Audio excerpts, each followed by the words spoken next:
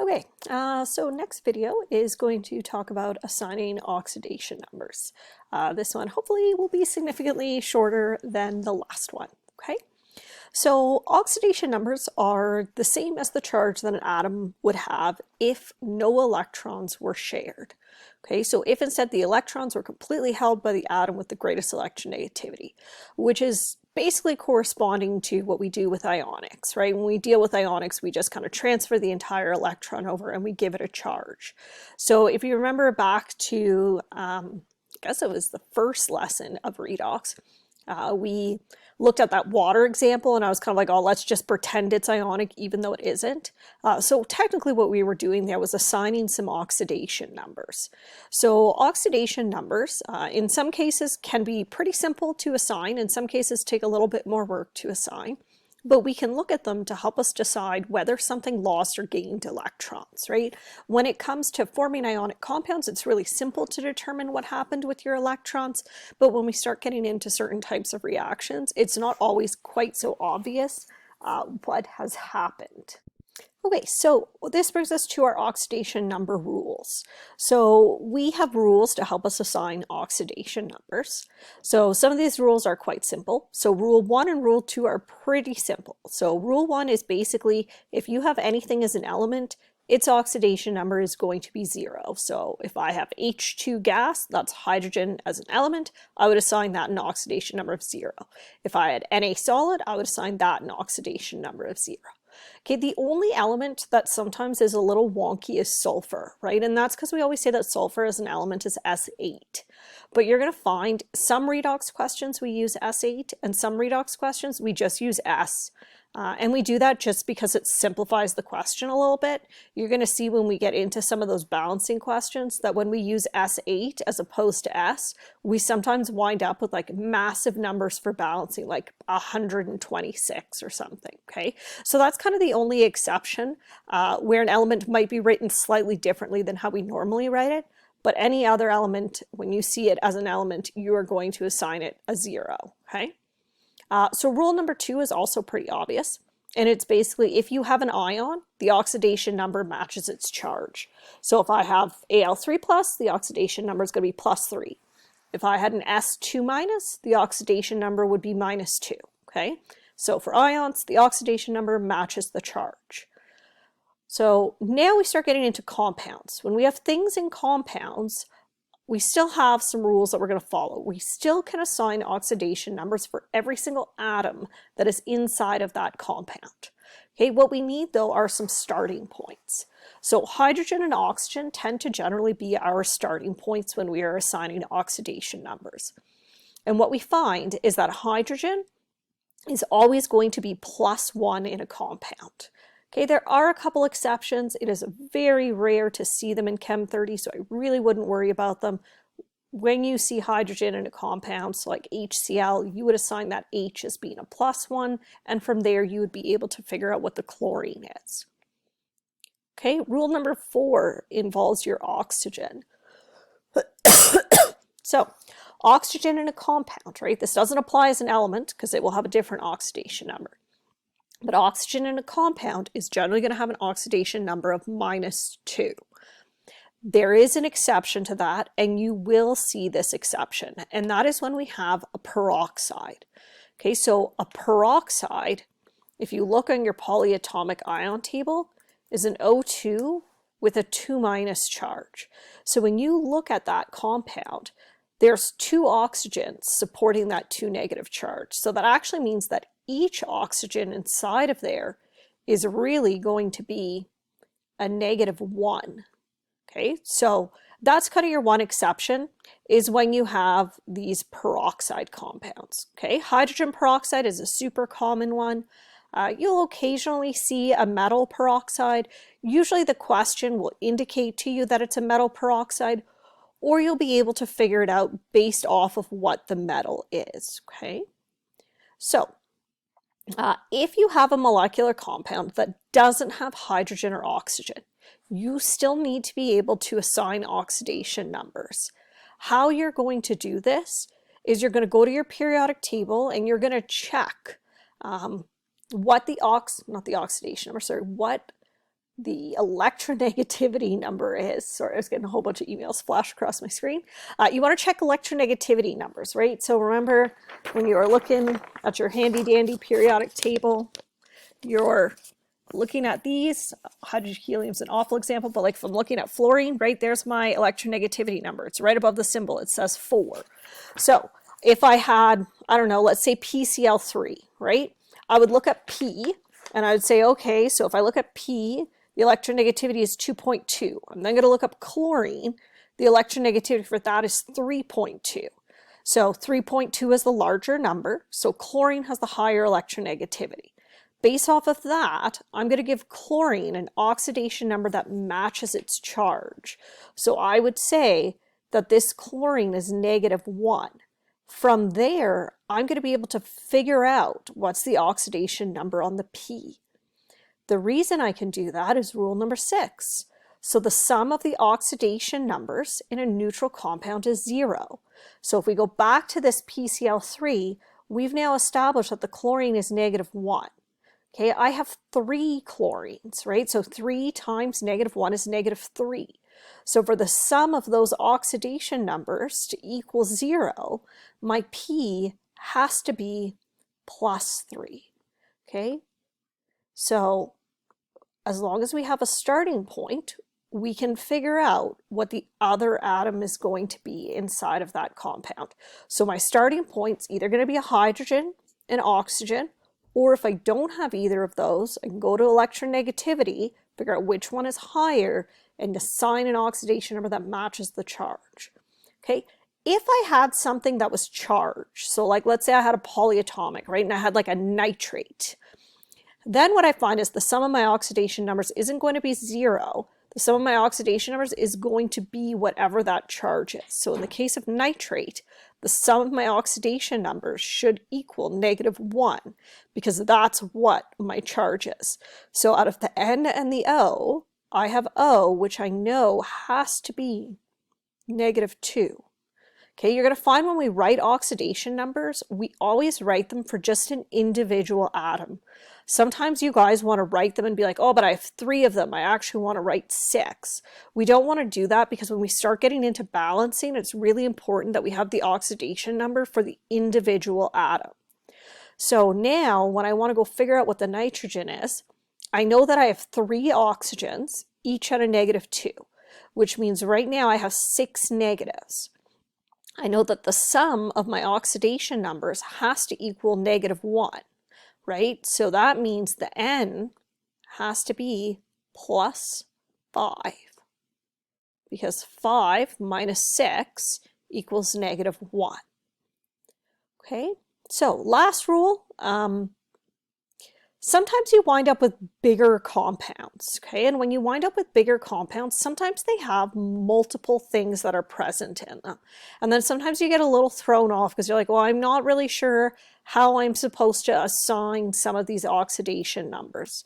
So like, let's say we had, I don't know, sodium carbonate, right? You guys will be like, okay, well, out of the rules I know so far, I know the oxygen is -2. I don't have a problem with that.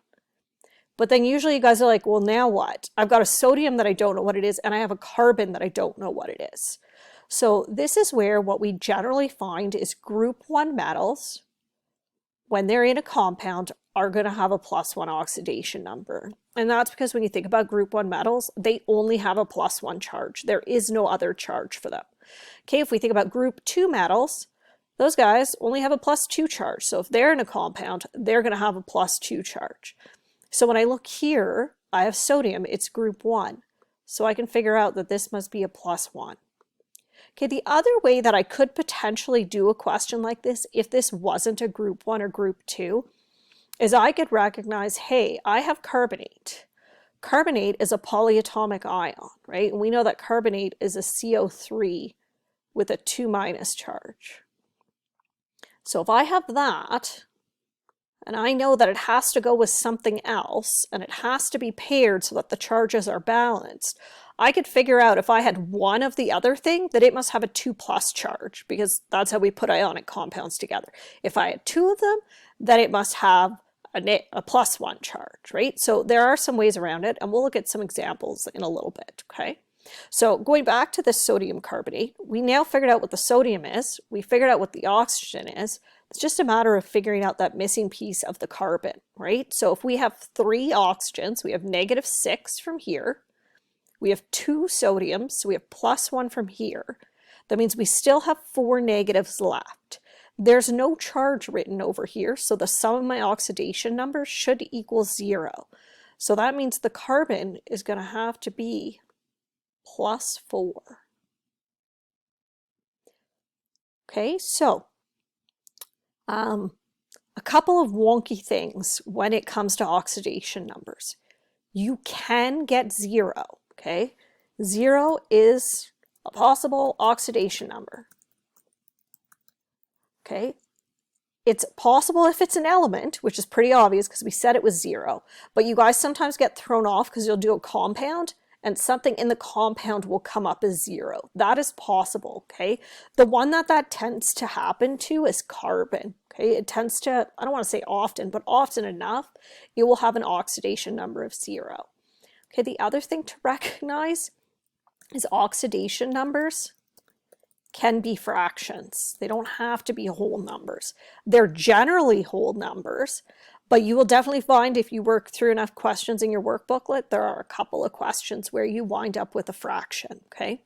If you get a fraction on like every question you're doing, then you're doing something wrong. But if you get like a couple of fractions as you work through your booklet, then you're on the right track and you should be good, okay? So assigning oxidation numbers is super important, partly because we use it to balance by oxidation numbers, but also partly because we use it to help us determine if a redox reaction actually happened. So let's work through a couple examples. I said we would do that. So this actually is in your booklet as well. You'll see that there's an oxidation numbers page and this is in there. Okay, so this sheet, if you look at it in your booklet, is basically asking you to assign the oxidation number to the nitrogen in the compound, okay? So to do that, in some cases pretty obvious, some cases we have to do a little bit of work to get to it. So here we have N2.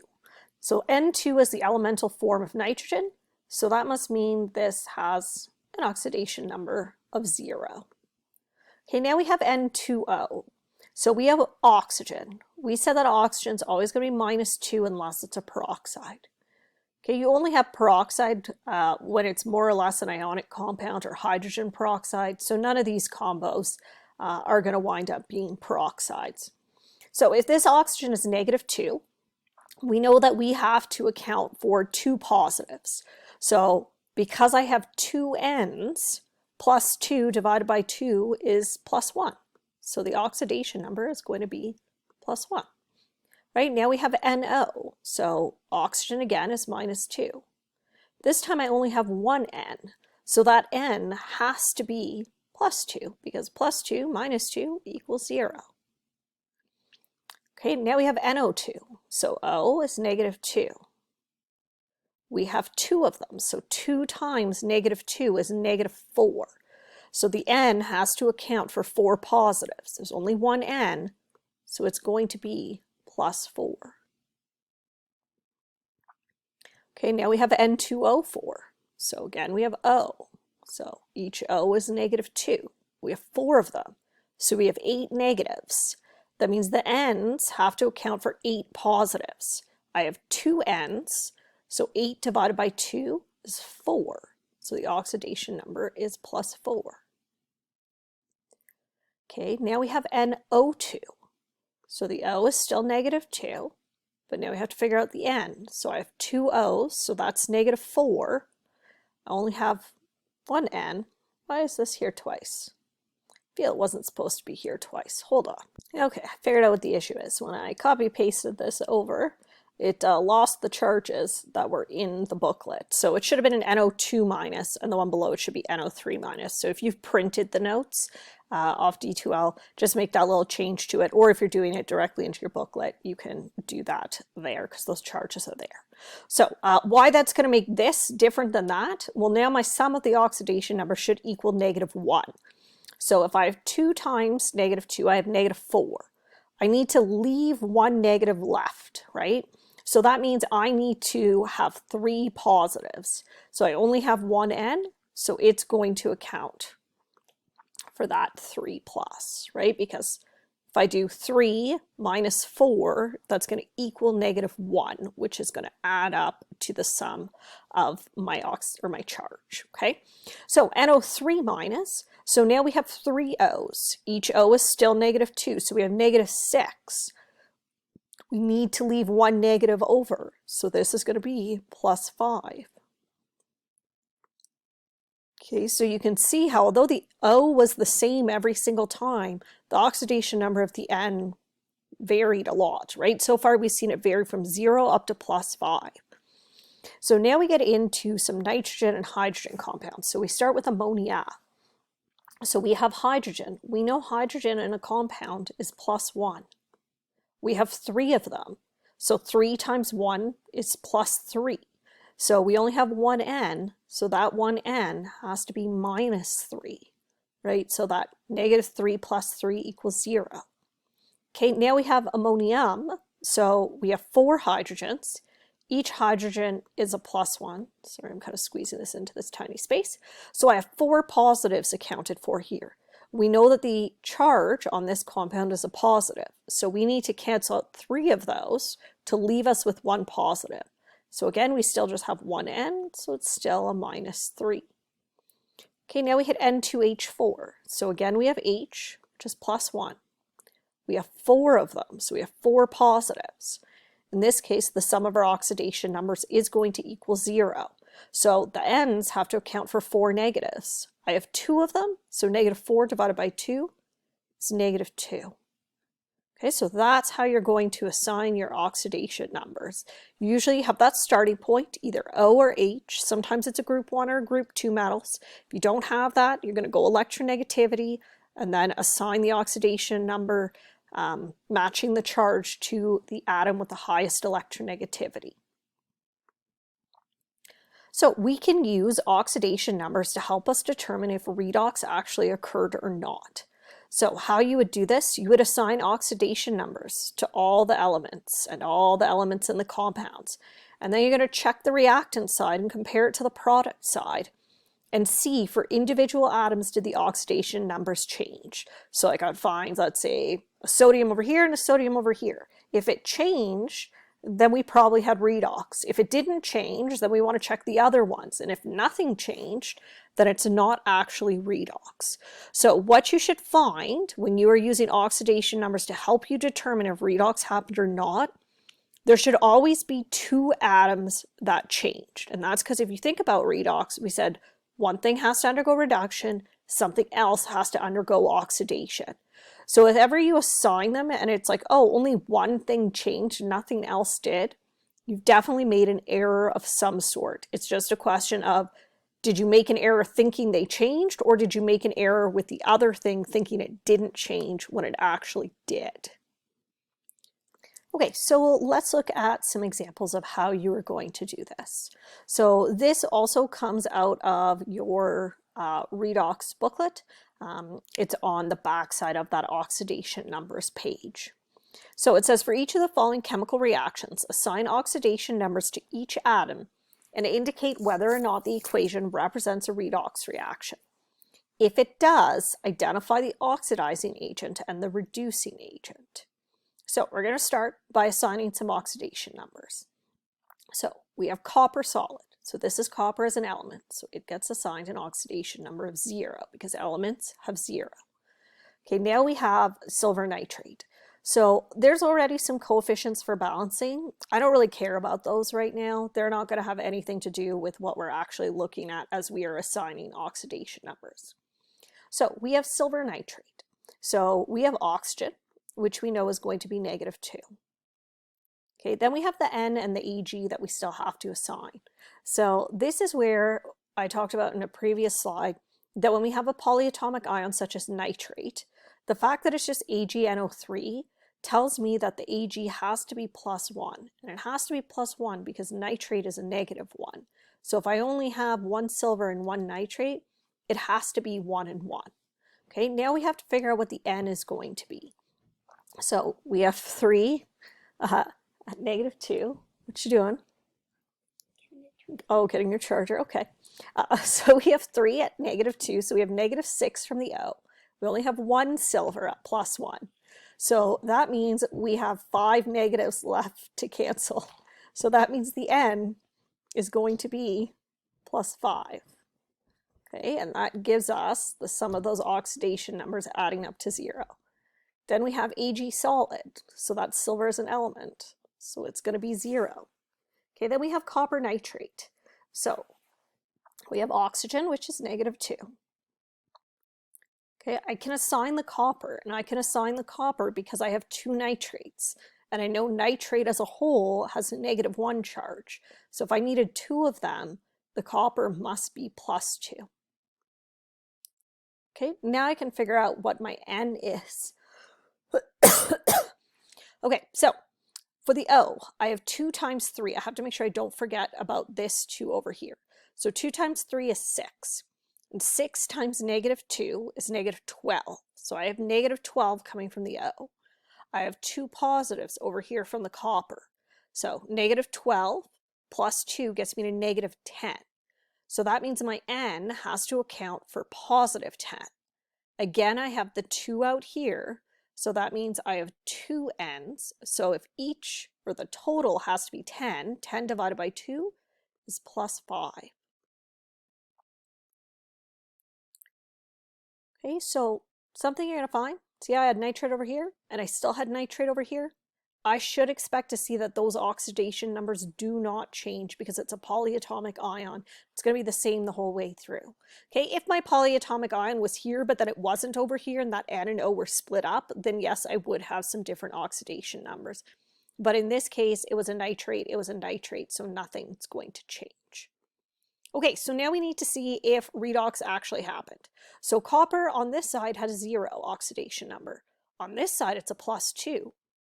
So going from here, it's a horrible line, to here, it changed, right? Going from 0 to +2, right? If we think about what that means we just lost 2 electrons. Okay, so let's see if anything else changed. Maybe I'll try actually using a line this time instead of my lovely pen. Okay, so we already figured out the copper change. Let's look at the next thing, silver. So here silver is +1 and here it's 0. So that means this also changed, right? From here to here, that changed, right? Going from +1 to 0 means that we gained 1 electron.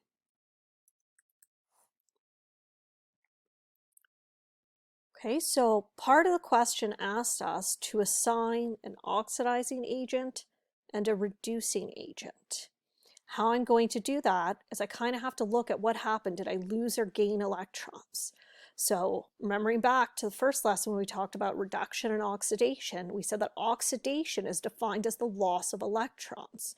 So if we lost electrons, that means the copper underwent oxidation.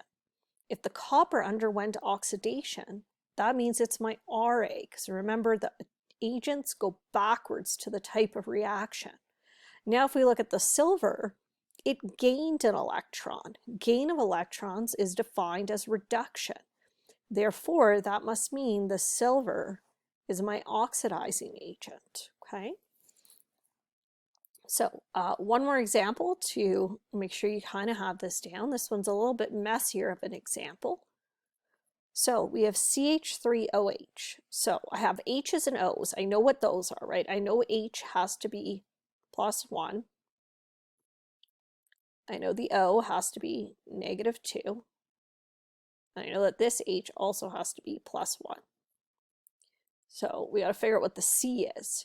So I have 4 H's in total, and they're all at +1. So that means I have 4 positives coming from the hydrogen. I have only 1 O at -2. So 4 minus 2 is +2. So that must mean my C is -2. Okay, so again, just kind of showing you kind of off on the side, because sometimes those bigger questions, you guys get a little lost, right? We knew that we had, hold on, why is that writing up there? We knew that we had 4 hydrogens where each hydrogen is +1, right? And then we knew that we had an oxygen where each one of those is -2. When we get the sum of this, right, 4 minus 2, we have +2. There's only one C, which is how I know that that C has to equal -2, because I need it so that the sum of the oxidation numbers equals 0, okay? All right, so now we go to MnO4 minus.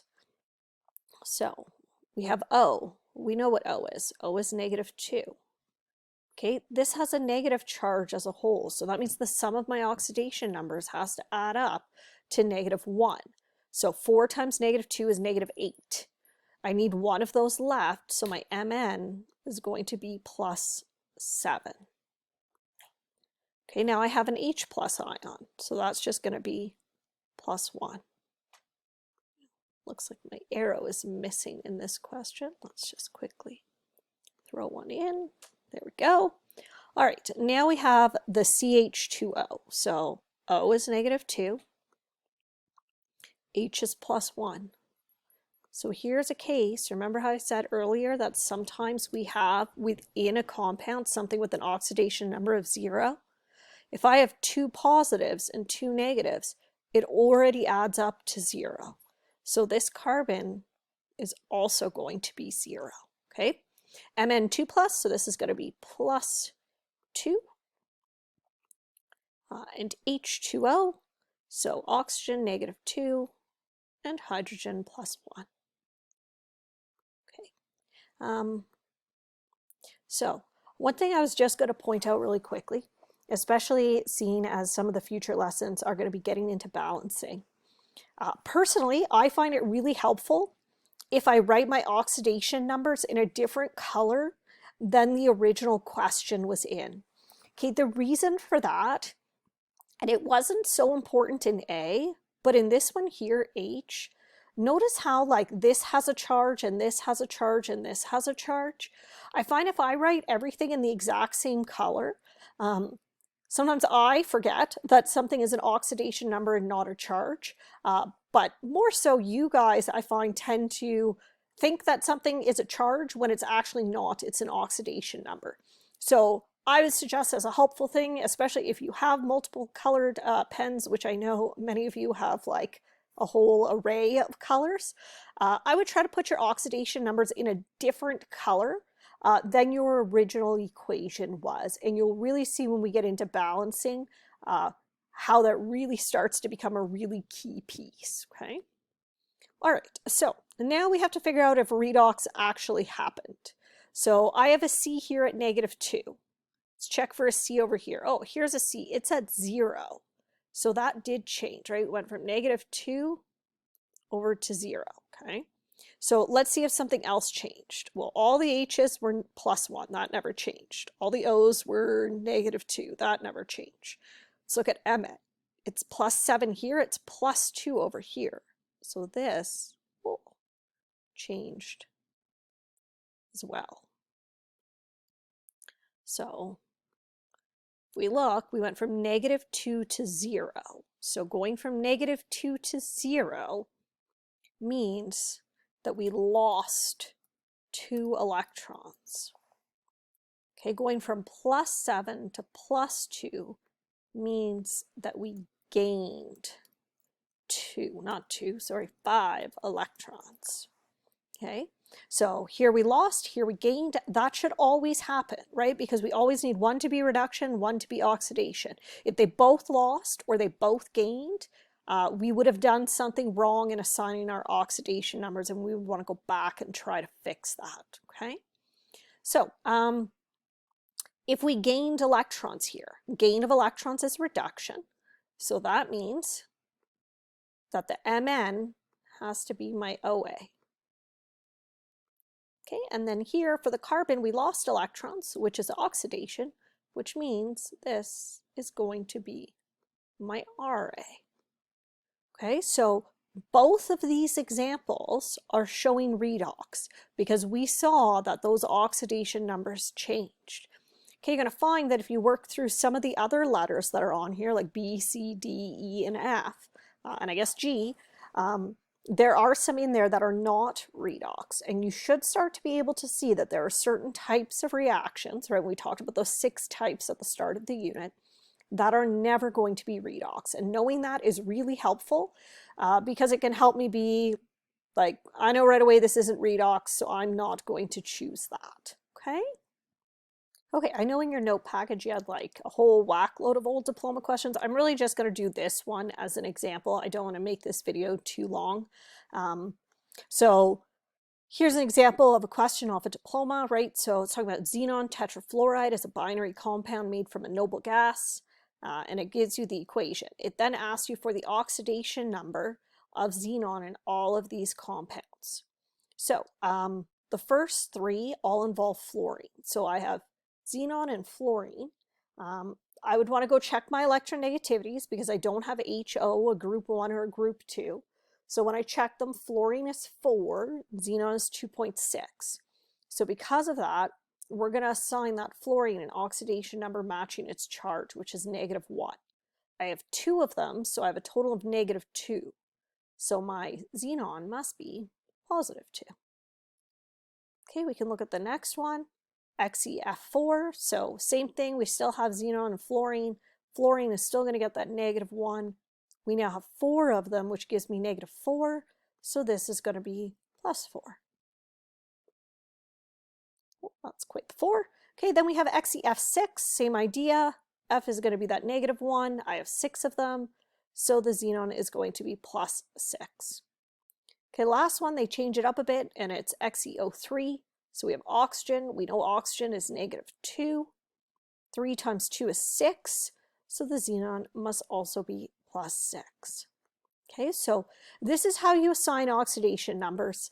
And you can use oxidation numbers to recognize if redox happened. You can use oxidation numbers to determine if something was reduced or oxidized to help you decide if it's the OA or the RA.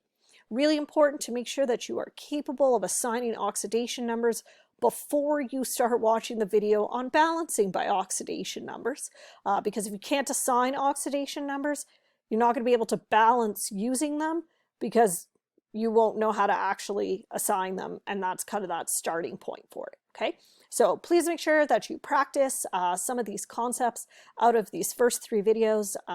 That'll kind of be the first week of redox, and then next week we will start looking at some of that balancing stuff.